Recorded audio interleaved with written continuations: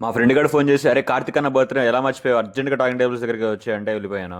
ఇక అన్న కోసం అయితే ఒకటి కాదు 2 కేకులు అయితే ఆర్డర్ పెట్టారు. అన్న చేత అయితే మంచిగా కేక్ కటింగ్ చేయించాం. ముందుగా కేక్ తినిపించడానికి అయితే మా కోకో గురువు అయితే వచ్చాడు. అన్న గురించి ఒక్క డైలాగ్లో చెప్తా వినండి. కోకోతో కోట్ల మంది మనసులు గెలుచుకున్న అతని కన్నా ఆటగాడెవరు?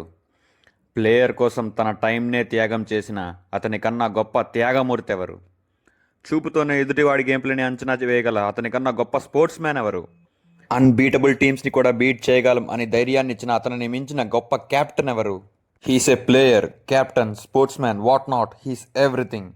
ఇక వీళ్ళిద్దరూ మా టీంకి 2 పిల్లర్స్ లెక్క. వీళ్ళే ముందుండి నడిపిస్తూ ఉంటారు. ఇక వీళ్ళ మీద డైలాగ్ చెప్పి మన బర్త్డే బాయ్ మీద డైలాగ్ చెప్పకుండా ఉంటానా?